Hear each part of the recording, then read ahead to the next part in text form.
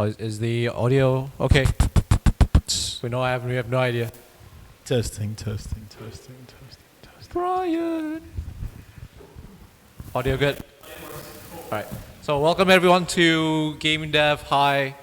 This is my post-mortem of what I've been doing for the past 1 year or so. Who are we? My name is Astro Wijaya, and I'm Daryl Nunn. we are two game design and implementation teachers at Mahanasan's Center for Advanced Technology in Schenectady. Some of you have visited that area, as far as I know. Some of you haven't, but we have one student here. Oh, sorry. We have one student here who Mr. Nunn, or Daryl, has invited. The Capital Region, the CTE at Capital Region boasts is a career and trade-focused learning that is bridging between employment and higher level education. So people who graduated from high school normally go to either employment or in between employment or college. We are at the Mahanasan's CAT building, CAT for Center for Advanced Technology. It's a fairly new building in Mahanasan School District, and it's been a really cool building to get. We have pretty good one of the latest technologies in software and hardware, and we have all sorts of board games that we play and dissect and modify to learn more about about game design. What I teach as a first-year game design and implementation teacher, I section it off into three main components, game design and history being the first one. We often do a lot of game jams. We look at games, we play games, we mod games, and we see what works and what doesn't.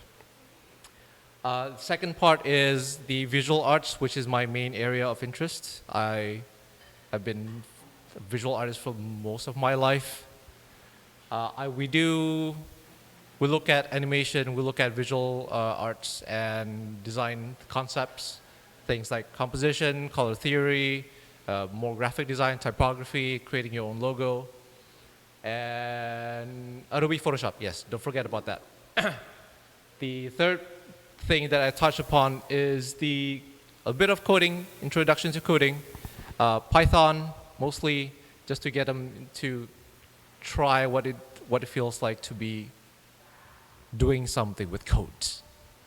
And of course Unity, which is our main engine that Mr. Nunn, Daryl, I keep calling Mr. Nunn just because he is a student, will be doing a lot in the second year. So we have the board game that some of the students created. This is one of the final projects for the board game. And then we transition off into creating the board game and remaking it in Photoshop. So things about color theory, design concepts, layout, composition. Some of the students are probably going to talk about later. Unity, this is the 2D game kit that I use mainly for developing a platform type game with the students. So they would create levels, they would create art assets that they have done in the animation part of the lesson. And then they would implement those as much as possible to the 2D game kit by replacing the art assets. I also have math integration as part of my lesson plan in the first year. So we talk about probability, we talk about chance, we talk about math in art, things like perspective, things like what do you call that? Transformation. So dilation, scale, moving, and flipping. How do that relate to a 3D? How does it relate to a 2D plane as far as math goes? We also talk about career path and personal finance. Career path is something that we are currently working on for the second year, for the upcoming year. We didn't do that in the first year, but I think after talking with with our math integration teacher, we feel that is something important for them to know. So if, for example, if you're interested in pursuing visual arts, what sort of career path do you want to do? Do you want to be art director? Do you want to be technical artist? Do you want to be character animation? Do you want to be a 3D modeler or 3D animation artist? Those are the things that we could help them to find out as far as where do you go? Where do you want to find jobs? Where do you, what sort of salary range would you expect for a beginner? And then logic in math would be tied into coding as far as and, NAND, or not. Now to the second year. Hi, everybody. I teach the second year. I'm Daryl. Students call me Mr. Nunn. I have one of my alumni here.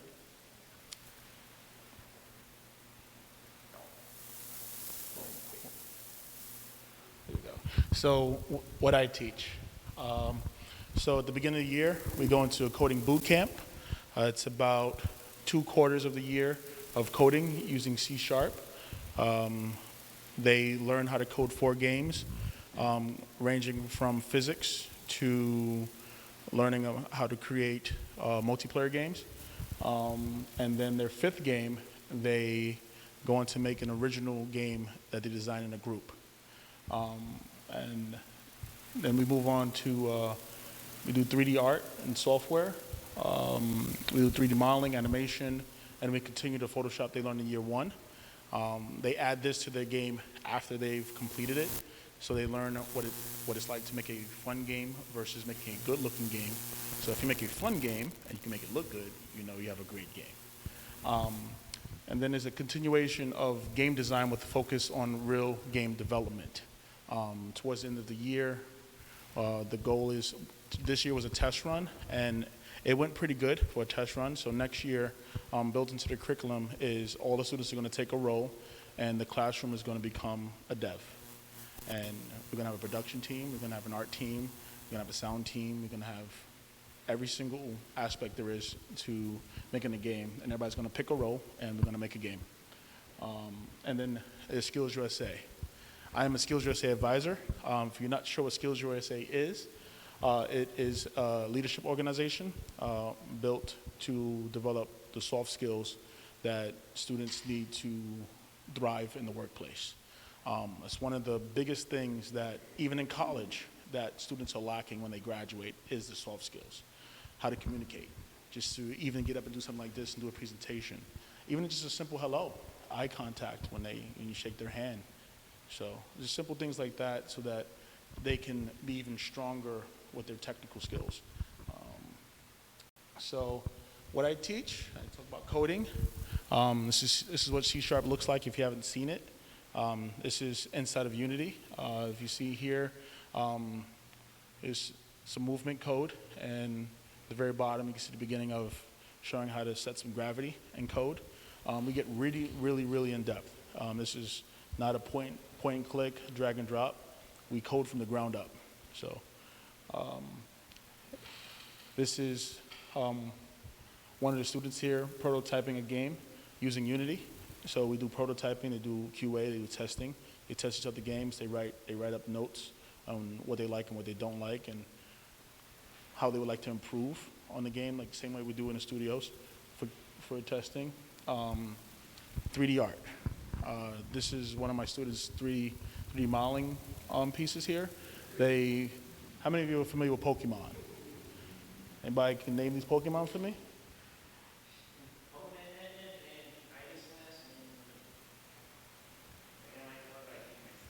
Honedge, Aegislash. No. I don't know if it's right. Yeah, that's right. Double edge. Double edge or something like that. Yeah. And then this is Skills USA. So in our building, in our program, this is a given. They're going to have technical skills. They're going to learn this in college. They'll learn this in every school they go to. They're going to develop the technical skills they need to thrive as a coder or artist or programmer. Did I say programmer twice? Yeah, I said coding and programming, sorry. But in Skills USA, our main focus is the workplace skills and the personal skills. That's the hardest. Because when you do research with colleges, they say these skills are what students are still lacking graduating college. One of the biggest things is communication, decision making. In the game industry is just teamwork, being multicultural sensitive, being able to plan, organize, and manage on your own. Leadership. Leadership doesn't always mean being a boss. Sometimes in the gaming industry, we have to own up to our role as just a game designer or an artist, and we don't have somebody micromanaging us. It's our responsibility to get the work done, so this is what we teach them, to have leadership over their own work. For the personal skills, to have integrity, do not give up, have to persevere, have a good work ethic, be professional, be responsible, and be adaptable, because it's the gaming industry. We're always changing. And then to be self-motivated. You have to be self-motivated. Because a lot of students, they come in and they're very, introvert, and it's okay to be an introvert, but learn how to manipulate through and still communicate to get your point across sometimes, even as an introvert. I'm an omnivert. I know when to be extrovert and when to be omnivert, and I'm introvert right now, just with a little extrovert in there. But hand it back to. So from what I learned in the 1 year of teaching since September, well, not really 1 year, close enough, whatever. We noticed that the students' interests have gone up. There's a lot more people who came to our class to visit from other districts. The students' enrollment for 2019-2020 has gone up quite a bit. I say quite a bit, just want to, not to be too, tone it down. We have about 90 students as far as we can tell, and that's split between the two of us. That number might go down depending on the Regents exam and depending on if they want to stay. So the number fluctuates. So to give you an idea about the numbers, when the program first came to the CAT building, the Center for Advanced Technology, there was roughly about 30, 40 students. And now we're looking at somewhere between 85 to 96 students this coming school year. So, I want to say it's a happy catastrophe, but also it's something that we have to manage because there's so many students and there are only two of us. And when the next year comes, so we have about 3 year one classes so far. Among them, it's about 60 students. If all of them graduate, we will have probably close to 2 full class of 25 or more, and that's going to be a headache for Mr. Nunn here, who is teaching in second year. a challenge, I want to say. Yes. Challenge. And following the 2 school years previously, your students have won or has medals in Skills USA competition. Yes. Would you like to explain what a Skills USA competition is? This is not the part I promote because I don't want it to be about the award. That's the bonus.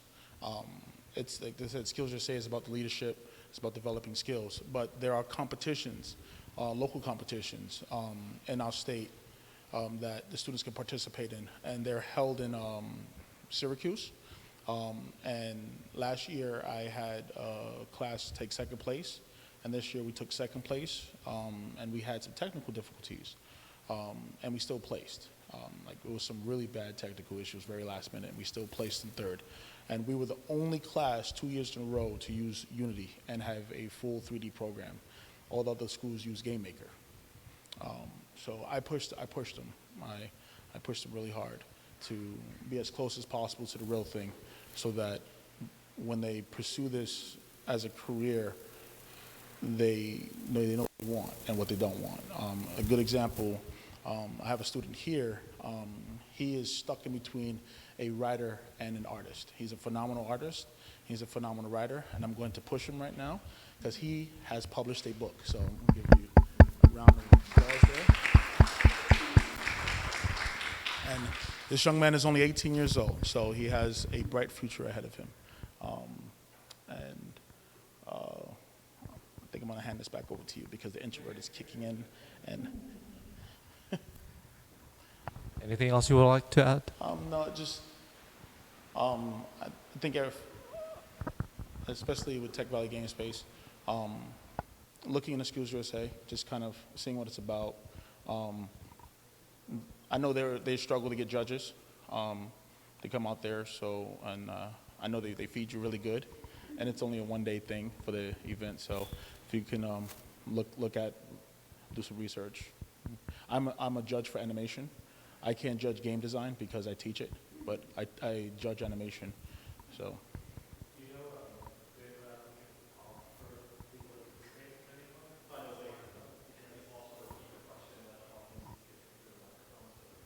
Yep.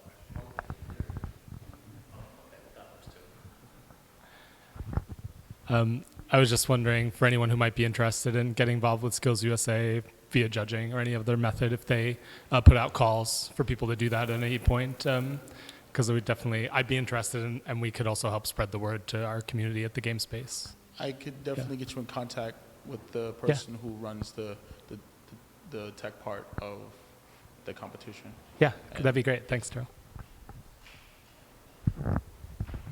And if anybody else is interested, you can reach out to Jamie. Jamie has my information, and I'd definitely like to get more people on board. So. Thank you. So what have I learned? This is the interesting part for me. Top of my list is the quote-unquote gamer mentality, the opinions and banters and a bit of toxicity among students where they say, okay, your game sucks. Because what? Why? Why does your game suck? Why is my game better than you? So there's a point later on in my slides that I want to take the opportunity to create learning experience. Second point is there's a disconnect between school and an actual workplace, because it is a school compound, it is a school program, but we also wanted the CTE to be a simulation of what a workplace could be, because there's a lot of classes at CTE that basically reflects, for example, machinings. They have machines that they use in the workshops. What do you call that? The engineering? No, not the one. The other one. Because we have so in our building we have machining, we have welding, Yes, we welding. have engineering technology, we have theater. Actually, it's called entertainment tech now. No longer theater tech; it's entertainment tech. And then we have the game design course. And CTE stands for Career and Technical Education, if you hear CTE. So there's a lot of things that they emulate to mimic what real-world workplace would be like. So we want to do that. But the problem is, it is a game design class, and a lot of students came in with the assumption that they might just play games and pass the class, and no, not gonna happen.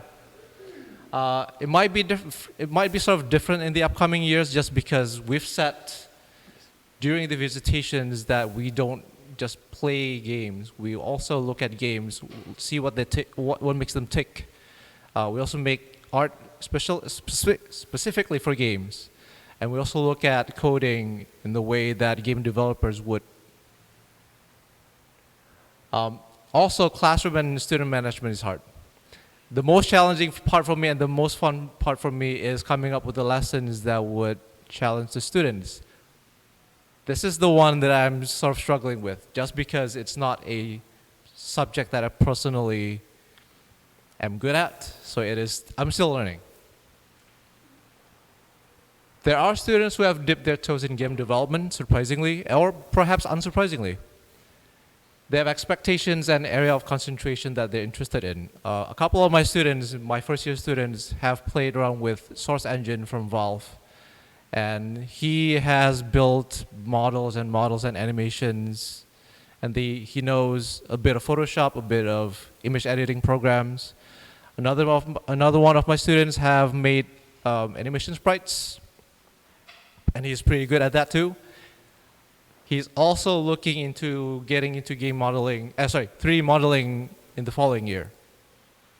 So there are students who knows what they want, and there are some who came in not knowing what they want, but we hope that they'll be able to find what they want to do in about 2 years or so. It is not easy. It is not easy to get students to play games that are beyond what their usual menu is what they say. If you're comfortable with Fortnite, getting you to play Settlers of Catan is going to be challenging, so to speak. Taro is playing, yeah. But yes, those of you who don't know what Settlers of Catan is, please look it up. It's a really good, fun game. It's a step up from Monopoly. I wouldn't want to say that. There's so many more things that you could do, and there's so many more meaningful choice that you could make in that game versus Monopoly. Also, to get them thinking about and just voice their opinions about why certain games are fun to them. Not just because, all right, this is fun because I know I like to shoot people in Fortnite or something.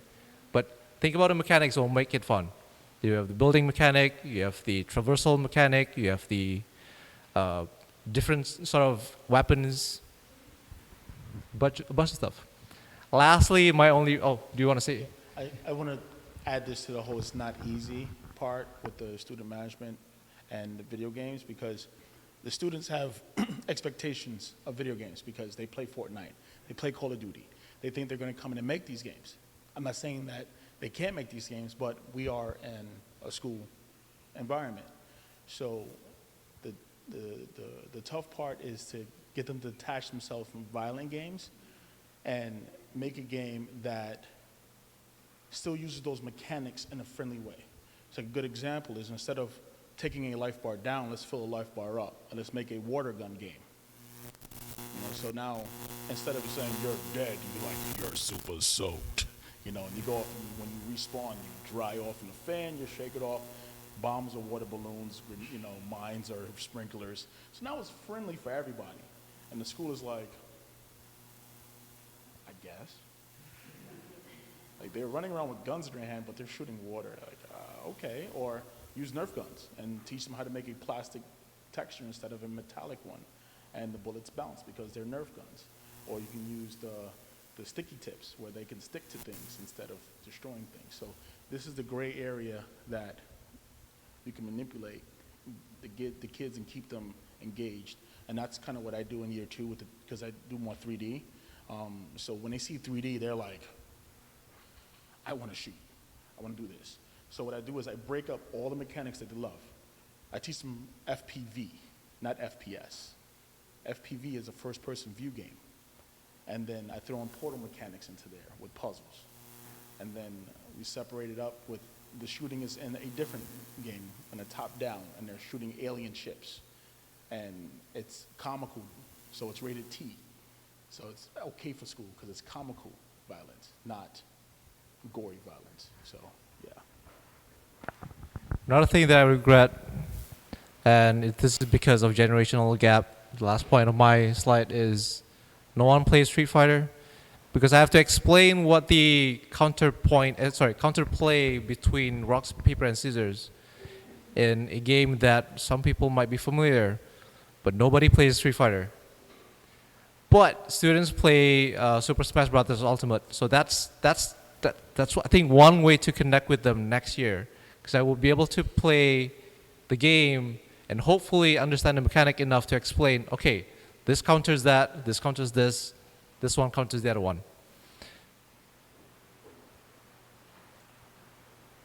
Future goals, I have actually a lot of future goals as far as lesson plans go, but one of the lessons that I took from this year is using games and banters to objectively analyze games. So the example that I the example that I said previously is, okay, your game sucks. Why? Think about the mechanics. So break it down. So if you say Fortnite sucks because it's not realistic, that is not an option. If you say Fortnite sucks because the shooting, the building mechanic does not appeal to you, okay, that's a preference. If you say Fortnite sucks because of the weapons are not balanced, all right, think about it. Do the math. Why is this weapon unbalanced, not balanced versus the other weapon that you have? If you look at Super Smash Brothers, why is one character more overpowered, more OP than the other one? Think about the mechanics. Think about the numbers. Emphasize and enforce different team roles. So we talk about team roles in development scene. So one person would be the head of the so-called team leader, so, quote unquote.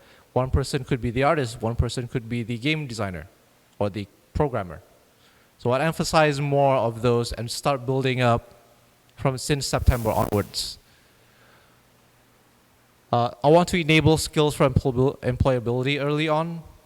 Most of the time, I think before I joined the school, the soft skills were mostly built upon on second year, but I want to start that earlier on in first year. Things like handshake, things like presentation skills, things like what to do and what not to do when you're speaking in front of public. Don't fidget too much, you know. The last one. I want to have hopefully more information about furthering education in the local capital region or the New York State. If you want to do, if you really want to do, if you want to pursue game development, where would you go? There are options here. Schenectady Community College. No, SECC. So Schenectady County Community College has just recently started a brand new game development program focused on programming. So, and then there's obviously RPI. There's RIT in Rochester. There's a few schools in New York City if you're interested. But beyond that, there's a lot of options in the United States. Wish list. This is both our own personal wish list. I want to expand it into a 3-year program, but it's going to be very hard to do. What I want to do and what we agreed upon is during your first year, you'll be focusing more on your basics, what I've been teaching. Second year is you'll be focusing more into your target of interests. Third year, hopefully you can make a project and go outside, getting internship, job shadowing, anything that would get you real life work experience. A third teacher might be nice for when the class gets to like 6 classes or something. Keeping up with technology and hardware and software, most of the time they've been pretty good. They've been very accommodating as far as we need hardware to do something, they would give us. Although I want to caution that the laptops are getting older, but you know. What can we do to help them? We want to establish relationships with local game companies or local game communities like TVGS, obviously. Opportunities for work-based learning. Work-based learning is the, how should I put this? Would you be able to? Yeah. So work-based learning is basically exposure to the industry. It doesn't mean that we're looking for a student to come and physically work on a game with you. Just being exposed to you is all we're asking for. If you have a programmer that's available, an artist that's available, a designer that's available, just even an hour, maybe 2 hours, you know, every once in a while during the school year will be phenomenal. This will help. The purpose of this is to help the students know what they're getting into so that they know they're making the right life choice and that what they're pursuing is their happiness. So, and Also, opportunity to work on some real world projects yes. would be awesome too. A We good- have one currently in progress, but There was a student, he was an amazing coder. He took my boot camp and I allowed him to focus the rest of the school year on coding, and he coded 3 games on his own in C#. One of them was a Batman grappling hook. One was some enemy wave controls. He did a 2D fighter on his own. And then he made a mobile clicker game, all on his own. And I felt like if he had an opportunity to be exposed, he might have had an opportunity to have taken on a part-time co-op. That's how good he was, or is, I should say. And he's going to continue and pursue computer science, computer technology in college. So, guest speaking opportunities, anyone? I know 2 of you here have spoken to our students. Thank you for that. Also, education outside of school. I keep thinking of TVGS just because it's one of the community of developers that, that do teach outside of school time. They have free lessons, they have guided lessons, they have opportunities to make games on their own. Also networking. They should come to this meeting. 1 person is here, so that's good. Promoting the course, obviously. There's a lot of people. I don't think we could over-promote something unless we're filled to the brim. But, we'll keep promoting it. You could contact us at these email addresses if you have any questions or if you have any opportunities in the future. Thank you for everyone. Should we do questions and answers or? I don't know. All right.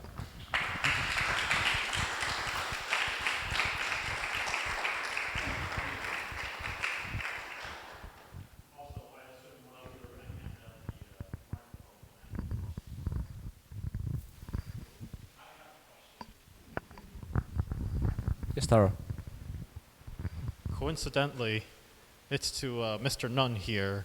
So my question is, so the TVGS obviously has a couple of different programs happening during the weekends, including the beginner game design and the 3D game design. However, one of the stumbling blocks that we've been dealing with is trying to bridge the gap between those 2 programs, because one of the hardest problems we have is, we can't really teach programming in a day such that somebody can jump onto from Construct to Unity, like one program that doesn't require learning how to program and one that does. So do you have any sort of suggestions on figuring out a way to kind of bridge that strange gap where programming is a necessity in using a game engine software versus one where it doesn't really require it? Well, let's flip that around. Coming from one that doesn't require it to one that does. So basically going from like Construct 2 to like Unity. Yeah. The beautiful thing about Unity is it actually does that. Especially with the new flow that they've done to their website. They've done a really good way of, actually a good example is what Astra has done with year 1. It already has a 2D developer's kit already done that you can jump right into. Ooh, it's blinding me. It's blinding me. I'm trying to run from the light. Vampire mode. So to repeat that, so Unity has a really awesome 2D developers kit already like set up where you can just jump right in. There's a platform, there's art, there's animation, and then there's some tutorials to back it up so you can understand what's happening in the background. And from my experience, and this is the first time I've seen this is brand new from Unity, and it was a phenomenal experience, especially seeing some of the students when they came over and they manipulated the combat, or they learned how to hook up an Xbox controller to get movement to work. It was very, is invigorating the word I could be using? But it was like just seeing them, it was just, made me feel really good because I'm also a parent. So I think, and if you have any questions about this, I would definitely sit down with you one-on-one to kind of help you learn how to integrate that. It's really cool. So. Part of the interesting answer to that is I know you've been doing Unity for a long time, ever since I worked with you, but you came towards it as a pure coder, Yes. right? Versus I looked at it as how can I teach Unity in a way that does not require as much coding as possible. That's why I approached it, and I found the 2D game kit to be invaluable, at least for the first time I teach it, taught it, grammar, goodness. So next year, I don't know if I want to use that again, but kits like that are available.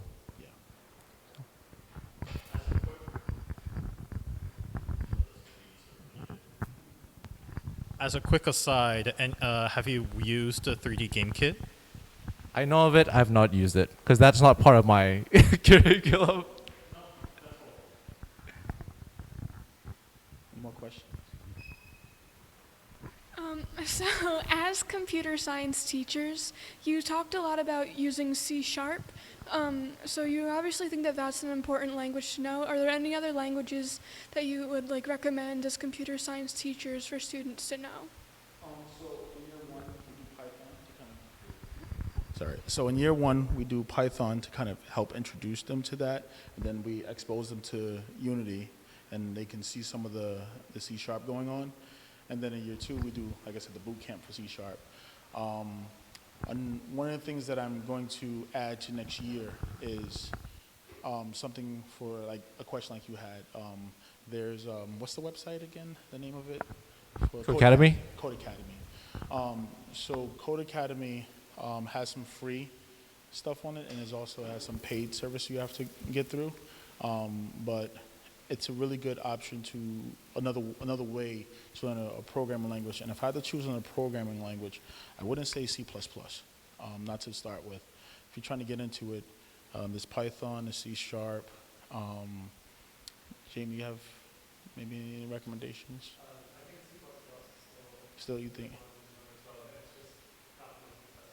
Yes, that's what I was worried about. Yeah. Okay. So, So just to say out, C++ and Java, right? Okay. So just to kind of intensify, just my question, what, I actually already have some experience, so I was wondering, what do you think is the best for a career, or just most useful? if you're talking about a career, this is just like any job. You have to do your research. Different studios use different languages. Some indie studios may just stick with Python. Some indie studios may stick with GameMaker, which is GML. So you have to do your research. It's what do you want to do, and what are you willing to do, and what you're willing to learn. Yes, and Unity also uses JavaScript. Yes. Not anymore? Oh. Oh, okay. That's good to know. Thank you. When did they stop doing that? I think they stopped doing that since 2018. Okay. So all versions of 2019, it just says they kind of sort of support it, but it's not meant to be supported ever. Okay. So. Thank you. I actually had a student last year make a whole game in JavaScript. So. Oh, would anyone say HTML5 would be an interesting one? Yeah. Oh, okay, fine.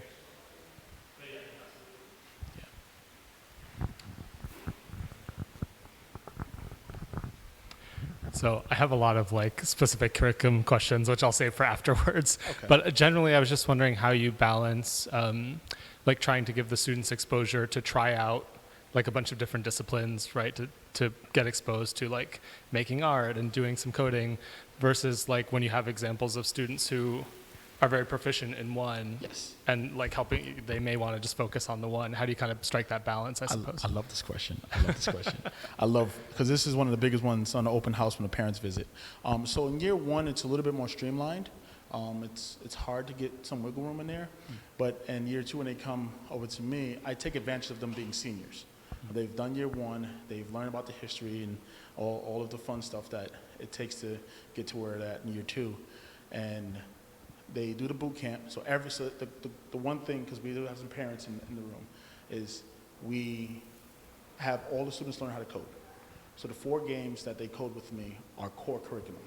And then the intro to 3ds Max and the basic modeling is the core to that. And then there are some more game development courses that they have to take, like game design documentation, how to manage, so they create like virtual businesses.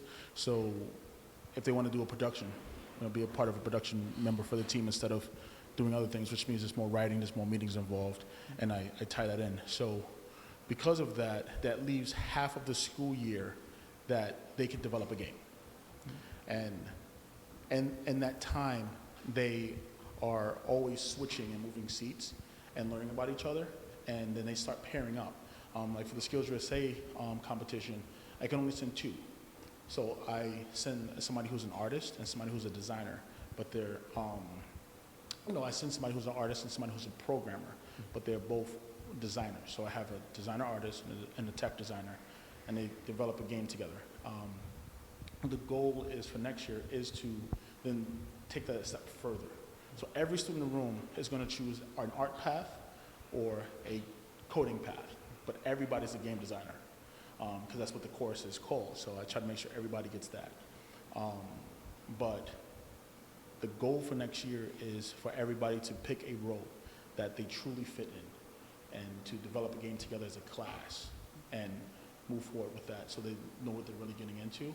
A good example is we were asked to make a game for somebody. I'm not going to announce it because he has not made it public and I don't want to say anything on that. It's an unannounced project that he asked my class to make for next year. It's the first of its kind. And through that, we're going to try to build a relationship through work-based learning to kind of show the local industry, the local gaming community, that we can do this and that it's not just for college students, it's for high school going into college, and we're not demoting college. We're truly encouraging it, but we're also trying to say, hey, is there a possible way to kind of get a part-time type of job doing this? Because there are. And to be honest, I'm proof of it right now. I'm doing QA right now. So they're in the summer, and I'm a teacher. So it is possible to have kids out there doing stuff. So I'm not sure if I answered your question. Yeah, no, that's great. Yes. Also, sorry, because we have a sound person in the back. Yes, next year we are doing sound. You have my email. Yes. So Yes. send me an email. I'll be around. I'll still be substitute teaching until I find full-time Cool. Cool. This is me sort of channeling my memories of being a high school student. Have either of you had experience teaching just normal programming at a high school level before? And if so, how does that compare and contrast? When I say compare and contrast, I'm talking about the student reaction to the curriculum, and more importantly, how willing they are to stick to the subject on teaching just straight up programming versus programming in context of gaming. So this is where you can see. So you can see how now you're touching into my comfort zone, and now I'm pushing out now instead of being in the corner. So this is my favorite part. I love when these are my favorite subjects you bring it up. Keeping the students engaged. So I'm gonna tell you right now, everybody. And my student right here, please stand up, please. I'm sorry. Can you please tell them your name? John Van Buskirk. So John here didn't want to do coding. Nobody did. Because you know why? They see it as a whole new world, a whole new language. It's challenging, it's intimidating. When you're saying, It's like me right now going to South Korea, don't know any Korean, and I'm like trying to. Oh, it's like me going to South Korea right now, don't know any Korean, and trying to survive. It's tough, it's intimidating, but if you don't give up and you persevere, you can push through. So part of my grading system is perseverance. It's not giving up, always asking questions. And there's going to be, like I've had a few students that they've done a phenomenal job, but they don't like coding.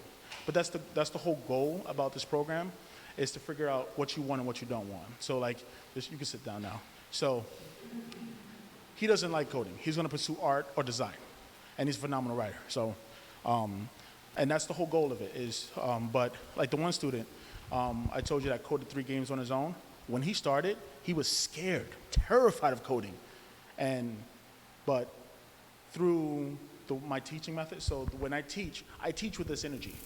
I walk around the room, I teach, I'm there with you, I'm coding on a projector, I'm coming over to you, and I'm helping you one-on-one. And one of the biggest things, and it's the hardest thing to do, and I think I might have mastered it, and I'm trying to figure out how to turn it into a perfect PD for teachers, is how to truly bond with your students. Not become their friend, but bond in such a way that they feel that everything that they do has a purpose.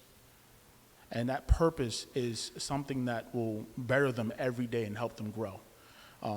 And I think I've gotten to that point where like they'll tell you, my students, they snitched on each other. They've built that relationship, so it made my job easier to kind of say, sit down with you and say, hey, I know you don't want to code, I know it's tough, but we got to kind of do this. It's part of, it's part of the curriculum. We do things every day we don't want to do, and once they actually get something to move, this is the trick. You're God. You are now sensei. You tell them what to do. You say flip, they say how high. Okay? How fast. How many twirls. You have control over that. How many times if you want to create a simulation, well, we're going to figure out how to walk on 2 toes and 3 tails. Figure it out. You have control over that. And once they figure that part out, that's when sky's the limit. And that's what happened with that one student. He caught on to it. When he realized he was God, he was like, oh, so yeah, I think, and that's the thing, is to find that connection, even if they don't like it. And it's tough, it is tough. And it's something you have to do at day one. So like with you guys here at Tech Valley and you start a program, day one is finding that connection. It could be bottle flipping. They may not play games, but they don't realize they are. Bottle flip is a game. And you can turn that, yeah. And and you can turn that, you can go into Unity and teach them about physics and then fill that up a certain amount and teach them math. So it's finding that connection. They like pizza, well then guess what? Let's make some pizza. I'm serious, like there's, when my students graduate, every game that they worked on is a unique game. And I do that because in college, in my experience in college, I graduated with the same portfolio with the person as next to me. So when we all applied to a job, they were like, well, we saw this already. And I remember joining this big old Morgan Freeman, and I went to apply it as an artist. It was like, you know how many times we saw this Morgan Freeman? You have anything else? So when I teach them, I make sure they all have a unique experience at the end of the year. It's theirs, they own it. So I think I can say the same thing with the artists and game designers too, because they have, I think we're lucky enough to say that they have their own visions of what games they want to make, what sort of art they want to make, what sort of style or of characters or art or background, and that they like to do. So it's really finding the connections and sort of just push them to what they want, towards what they really want to do, and just go, do it. We'll help you. We'll be here. We'll be with you all along the way, and you just keep doing it. Did I answer your question? Okay. I asked because he can contest to this, and so can my student. I can talk, and sometimes I become a Jim Carrey, Morgan Freeman, where I'm cracking jokes and telling a story at the same time and keeping you engaged. So.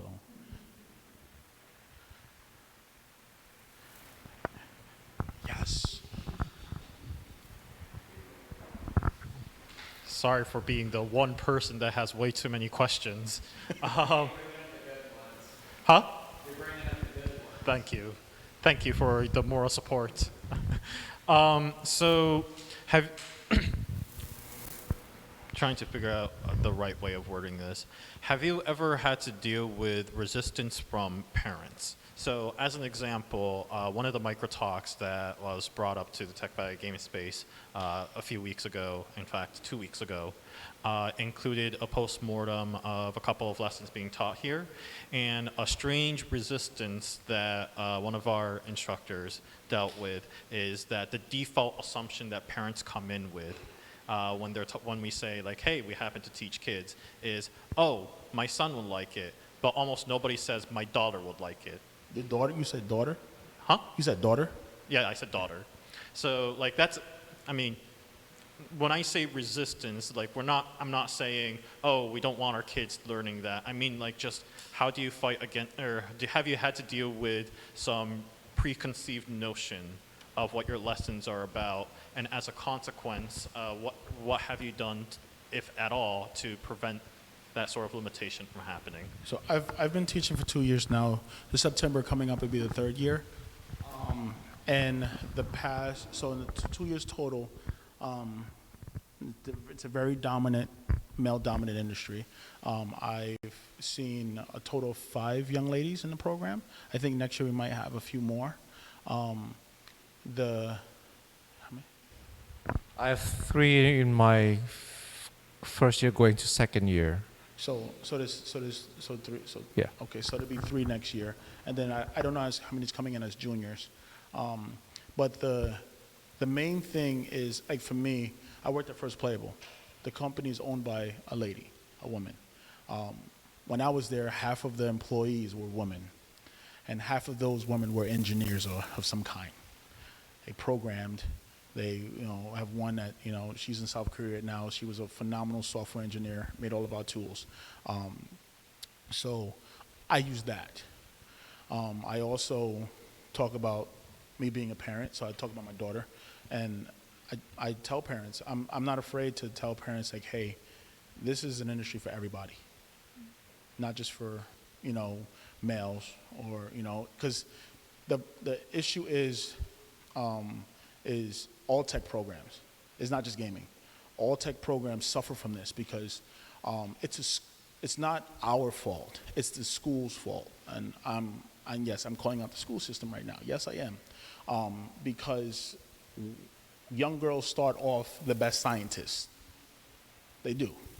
Until they get to middle school. And then they start seeing all of these male role models. They start seeing all of these men dominating these industries. Now they're smarter. These young women are smarter now. And then they are being persuaded into nursing and all these other fields and art. And I love art. I'm an artist. We have some artists in the room too. But that's the direction that a lot of people direct them. And they don't do it on purpose. It's a lifestyle that we've developed. It's like when we go to the store and shop, we get in line. That's basically what happens. They're lining them up, and it's subconscious. And if I know there's a lot of schools now starting new programs in tech for girls only. And you talked about the one earlier today, which your announcement is game devs of color. So things like that. I think tackling areas like that will help show women that they can play a big role in this too, because that also helped with the big female movement in the past. When people fought for their rights of color, women were fighting for their rights as women. So we kind of have to do that in the gaming industry. So.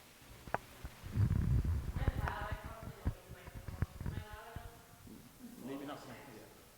So, hi. As a follow-up to that, because I was a student at Mahonison 10 years ago where I was taking pre-engineering courses, and the sexism was very strong, as was the racism. It was mostly white dudes. I was the only girl in my 9th grade class. I got ripped on for being a girl the entire year. The only Puerto Rican kid in class got ripped on for being Puerto Rican the entire year. So I guess I'm just wondering, has that sort of culture changed? Have you noticed any of that sort of stuff going on, given that you have a male-dominated classroom, probably a white male-dominated classroom, I'm assuming, because that's the demographic of that area, so. Yes. So yes, it is male dominant. It's Caucasian dominant. But for that first part of the question about the whole being picked on or having any bullying issues because of race or gender or anything of the kind that's not norm now, which should be norm now. No, it doesn't happen for me. For me personally, I'm not saying it doesn't happen in other programs. I'm not saying it doesn't happen at Mohonasen still, but I know in my classroom, it doesn't happen. It's because of my personal upbringing and the rules are set in my room. My rules are set from day one. I do not tolerate it. I'm also a survivor of 9/11. So when students hear about shootings and stuff, I talk about 9/11, how I felt. I was in a situation like that. I know what it feels like, not to have bullets coming after me, but planes coming after me and buildings crumbling around me. I was there, so I used that. So I used my life experience to kind of say, hey, I'm an African-American male teacher. Yes, I'm young. I've lived this experience. I've also grew up in foster care, so when I have students that have hunger issues, they don't get made of fun of either. I have a rule too, you bring your food upstairs. Nobody goes hungry. Class starts, well, bring your food upstairs because I'd rather you eat and listen to me give a lecture than you eat and not hear a lecture because then you miss it. You may not be able to take notes, but at least you heard something. You get to absorb something so that when I come back to you, and it's the same thing about that I bring up subjects with the girls. Like I had a young lady who had alopecia. Nobody's ever made fun of her. She wore a wig. She wore a wig. She came to school with different wigs. You knew something was different. But not a single person ever called that out because of the respect that I created in my room. And I think that's the fault of teachers. So when they're in my classroom, so you have to have the balance of parenting at home for the students, not me as a parent, but their parents and myself. And then in my room, like I said, and what they do outside of my room, I have no control over when you come in. And I say that too. I say, look, do not bring that in my room from day one. You must respect myself and respect others. And I give 3 to 4 presentations throughout the school year to help with that also. Because when I give presentations, I don't just grade for the presentation, I grade for observation. How respectful you are to the presenter. So it's all about respect throughout the whole school year. So, thank you. There's a bit of teasing and bullying and sort of like, all right, I want to talk about like game tiers and competitive tiers and whatnot. Okay, you're a bronze. I'm a platinum. Platinum is higher than bronze. So therefore, I'm much better gamer than you. But no, I usually nip it in the bud and say, all right, this is not supposed to be something that I would allow once in a while, but up to a point that it becomes a power bully, then I have to put my hands down. This is not acceptable. Anyone else? I want to add, sorry, I'm gonna come right to you. I'm not gonna forget you. I want to build and I want to add to that. Good example is, in our industry, in the gaming industry, we have a lot of people who fall in love with each other and have relationships in the office.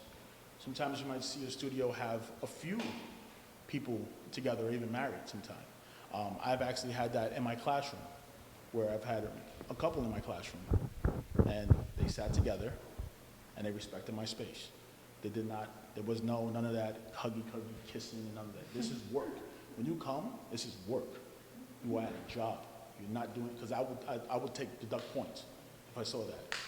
And and when I did that, I would say, can you imagine an employer seeing you do this?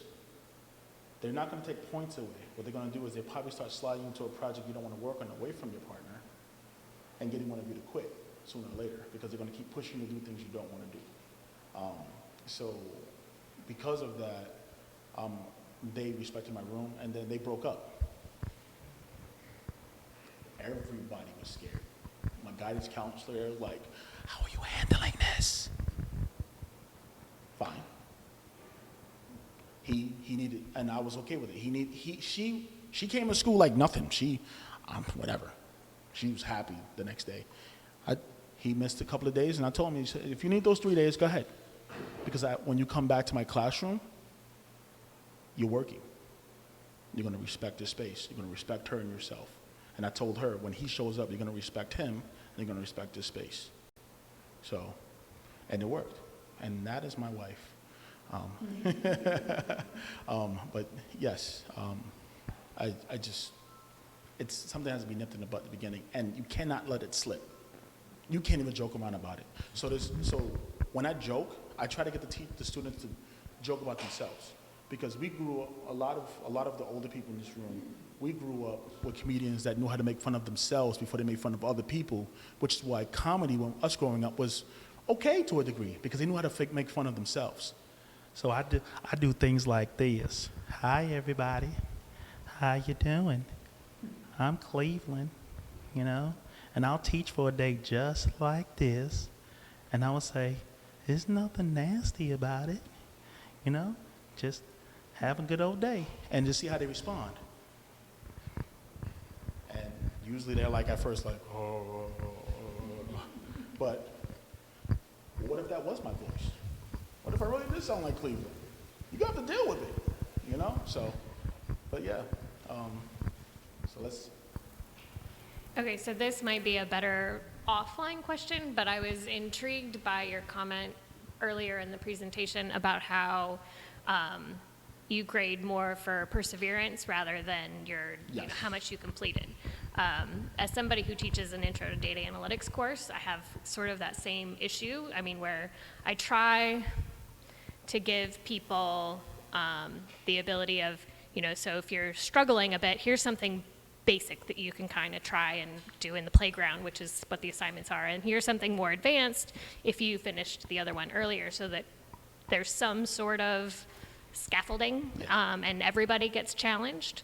But I'm curious to hear how you actually capture and grade the perseverance. When I grade perseverance, think of it as part of the daily grade. Did you make it to school? 1. Okay, that's perseverance in itself. Just getting up and getting to school. You don't like coding. Did you quit? How many times did you complain? How hard did you push yourself? And the thing is, did you make a mistake? Did you make a mistake twice? Did you make a mistake? And you can make a mistake 10 times, but did you quit? Okay. Now, with that being said, are you going to, now, if you do that and then you end with a phenomenal outcome, will you have a phenomenal outcome for a grade? Yes. But if you persevered and didn't quit and it just wasn't for you, you're not going to fail my class. You won't be on the honor roll. You're not going to be a 65. I'll call you an average person. I'll put you at 70, 75. You're average. You didn't give up. You tried your best. And what I tell my students is, if you're a 75, constant at a certain skill, that skill may not be for you. Because you might have tried, because that person, you tried over and over and over and over and over. And like I tell him is, if you want a job in the gaming industry, especially as an artist, you want 85s, 90s, and 100. You want to be seen. You want the honor roll. And those are the students that get those grades, the students that can persevere and come up with amazing outcomes, and the students that are just natural at it. Those two get the highest grades, and then the students that kind of struggle but they never give up, I can't fail you for that. I can't. But I can be honest with you and say, either you try harder or you just don't. Yep, that's Fast and the Furious now. Tokyo Drift. It's my way of saying I need to run to the phone. That's the wife. Yes, it is. Did I answer your question? Okay, I have to ask those questions because sometimes, like I said, I might get off a little bit. Any more questions? Any questions? Oh, I think one way to answer that is, since it is I just completed my first year of teaching. There's a bit of game design balance as well, because you have to cater to. I guess if you want to put it this way, what is the normal difficulty on the game design pathway? So I'm still trying to figure out the normal difficulty versus the high difficulty or the easy difficulty. I think it's a little bit more tougher for year one, because in year one, you're getting your feet wet. There is, you're doing history, you're doing visual design, you're doing, so these are core things that you need to know about the industry point blank in year one. You can't get out of that. And year two, the cool thing is, if at the beginning of the year, if you're not a coder, you might be teetering between a 65, 75, okay? Between attendance and the perseverance grades. I can't help with attendance, but if you are, if you're teetering between those, and then you go to your next quarter, and you're a phenomenal 3D artist, then that brings your grades up. So the way I've designed year two is, you may always start weak, but you will always end strong, because the last 2 quarters you're going to be working on what you want to work on. You're going to be an artist, you're going to be a designer, you're going to be a coder, you're going to do what you want. You're going to create what you want, and you're going to take ownership of it. And that's where so now, once they develop that perseverance, once they take control of their own project and they do what they enjoy, it'll just be natural. And they'll want to come. Like, I've had students that found ways to spend whole days with me, because they were with us for half a day, 5 days a week, and they still have to go to their regular classes. They found ways to get their teachers they convince their teachers to spend a whole day with me just so they can keep working on their games.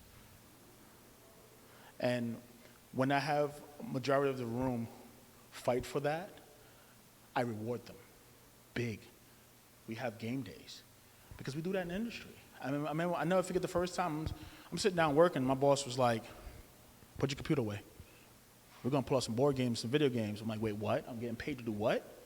So let's go. You rewarded me for having a good time. When we ship a title, we have parties. So another thing to encourage another programming language, because you're a programmer, I want to throw this in there, is I say that if half of the class, so if I have 28 students, if 14 or more students go out of their way to learn a new programming language that we do not teach, and they can prove it to me through a certification of some kind, I go out of my way and throw a pizza party. I will spend my cash and throw a pizza party for all 28 students. So, yeah.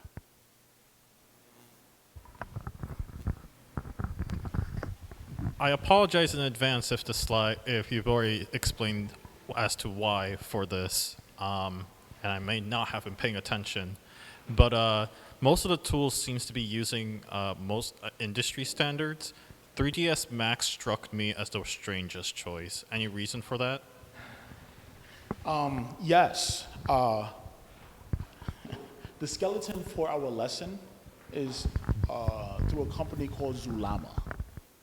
Zulama. A lot of people have not heard of that. I believe they are partnering with Carnegie Hall, I think. I'm not sure. I know they've made a lot of changes recently. But the lady who ran the gaming program before us, that's what she used. She wasn't a game designer. So the curriculum was that. It was basically teaching from a book. So I have to teach using that, but I use my industry experience. So I don't teach word for word what's in that book. What I do is I say, it needs to learn physics. So guess what? I'm going to teach you physics my way. If you need to learn how to create a UI game flow, I teach you UI game flow the way I was taught, the way that I've done it, not by the way somebody thinks it needs to be done. So, does that answer your question? Okay. Anybody else? Come on. Don't make me pull the Joker out now. Don't make me do it.